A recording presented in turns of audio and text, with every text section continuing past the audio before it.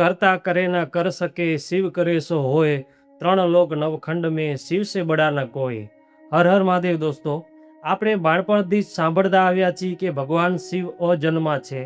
તેમનો ન તો કોઈ જન્મ થયો છે, ન ક્યારે તેમનો અંત આવી શકે. પણ મનમાં એક સવાલ જરૂર થાય, જો શિવનો જન્મ જ નથી થયો તો પછી તેમના માતા પિતા કોણ? જો શિવ પોતે સમગ્ર બ્રહ્માંડના ગુરુ છે તો તેમણે જ્ઞાન કોની પાસેથી મેળવ્યું? અને શાસ્ત્રોમાં એવું કેમ લખ્યું છે કે તેઓ રુદ્ર રૂપે બ્રહ્માજીના પુત્ર તરીકે પ્રગટ થયા? શું આ બધી વાતો એકબીજાથી સાવ અલગ છે કે પછી આની પાછળ કોઈ બહુ મોટું આધ્યાત્મિક રહસ્ય છુપાયેલું છે? આજે આપણે આ બધા જ સવાલોનો જવાબ એકદમ સરળ ભાષામાં સમજીશું. સૌથી પહેલાં વાત કરીએ શિવજીના જન્મ વિશે. શિવપુરાણ અનુસાર મહાદેવ સ્વયંભૂ છે, એટલે કે તેઓ કોઈ સામાન્ય જન્મ પ્રક્રિયાથી નહીં પણ પોતાની મેળે પ્રગટ થયેલ પરમ ચેતના છે. તેમનો કોઈ આરંભ નથી અને કોઈ અંત પણ નથી. આ વાતને સમજવા માટે એક પ્રસંગ સાંભળો. એકવાર બ્રહ્માજી અને ભગવાન વિષ્ણુ વચ્ચે સ્પર્ધા થઈ કે આપણા બંનેમાંથી સર્વોચ્ચ કોણ. વિવાદ વધ્યો ત્યારે અચાનક બંનેની વચ્ચે એક અનંત પ્રકાશ સ્તંભ એટલે કે જ્યોતિર્લિંગ પ્રગટ થયું અને કોઈ જેનો છેડો જ દેખાતો હતો નહીં. નક્કી થયું કે જે આ સ્તંભનો છેડો શોધી કાઢશે તે સર્વશ્રેષ્ઠ. બ્રહ્માજી ઉપર તરફ ગયા અને વિષ્ણુ ભગવાન નીચેની તરફ. ઘણા લાંબા સમયે શોધ પછી વિષ્ણુ ભગવાન પાછા આવીને સાચું સ્વીકારી લીધું કે આ સ્તંભનો કોઈ છેડો નથી. જ્યારે બ્રહ્માજીએ અંત મળી ગયો હોવાનો દાવો કર્યો ત્યારે એ અનંત પ્રકાશમાંથી સાક્ષાત મહાદેવજી પ્રગટ થયા.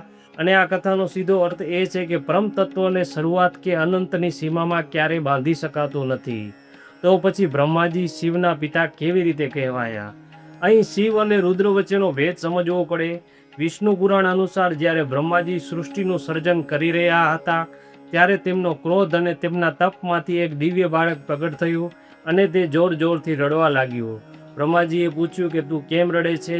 બાળકે કહ્યું કે મારું કોઈ નામ નથી. ત્યારે બ્રહ્માજીએ તેમને રુદ્ર નામ આપ્યું. રુદ્ર એટલે રુદન કરનાર કે દુઃખોને દૂર કરનાર. પછી તેમને ભવ, સર્વ, પશુપતિ, ઉગ્ર, મહાદેવ અને ઈશાન જેવા નામો મળ્યા. બ્રહ્માજીએ પરમ શિવને જન્મ નથી આપ્યો પણ સૃષ્ટિના સંહાર કાર્ય માટે શિવના અંશ એવા રુદ્ર બ્રહ્માનું પ્રગટ રૂપ છે. હવે વાત આવે છે કે શિવજીના માતા પિતા કોણ? દેવી ભાગવત અને શાક્ત પરંપરા મુજબ સૃષ્ટિના મૂળમાં પરબ્રહ્મ સદાશિવ અને આદિશક્તિ ભગવાન બિરાજે છે. આ કોઈ સામાન્ય માનવીય માતા પિતાની વાત નથી પણ બ્રહ્માંડની બે મૂળ શક્તિઓ પુરુષ અને પ્રકૃતિની વાત છે. આ પરમ શક્તિમાંથી જ બ્રહ્માજી સર્જન માટે, વિષ્ણુ ભગવાન પાલન માટે અને રુદ્ર સંહાર માટે પ્રગટ થયા. ત્રણેય કાર્યો એકબીજા વગર અધૂરા છે અને આ ત્રણેય પાછળ રહેલું મૂળ સત્ય એક જ છે. તો પછી હવે પ્રશ્ન એ થાય કે શિવજીના ગુરુ કોણ હતા? મહાદેવ પોતે આદિયોગી અને જગતગુરુ છે. તેઓ જ્ઞાન મેળવનારા નહીં પણ આખા બ્રહ્માંડમાં જ્ઞાનના મૂળ સ્ત્રોત છે. તેમણે યોગ અને ધ્યાનની વિદ્યા સપ્ત ઋષિઓને આપી અને ત્યાંથી એ જ્ઞાન આખી પૃથ્વીમાં ફેલાયું. એટલે કે શિવજીને કોઈ લૌકિક ગુરુની જરૂર નહોતી. તેઓ પોતે જ પરમ જ્ઞાન સ્વરૂપ છે. આખા બ્રહ્માંડના સ્વામી હોવા છતાં તેમણે કોઈ સોનાના મહેલ કે સિંહાસન ન બનાવ્યા. તેઓ શમશાન અને કૈલાસમાં રહે છે. શરીર ઉપર ભસ્મ લગાવે છે, ગળામાં સર્પ અને હાથમાં ત્રિશૂળ રાખે છે. ભસ્મ આપણને યાદ અપાવે છે કે એક દિવસ આપણું શરીર અને અહંકાર બધું રાખ થઈ જવાનું છે. ગળાનો સર્પ ભય પરના કાબુનું પ્રતીક છે અને મસ્તક પરની ગંગા જણાવે છે કે પ્રચંડ શક્તિ સાથે સંયમ રાખવો કેટલો જરૂરી છે.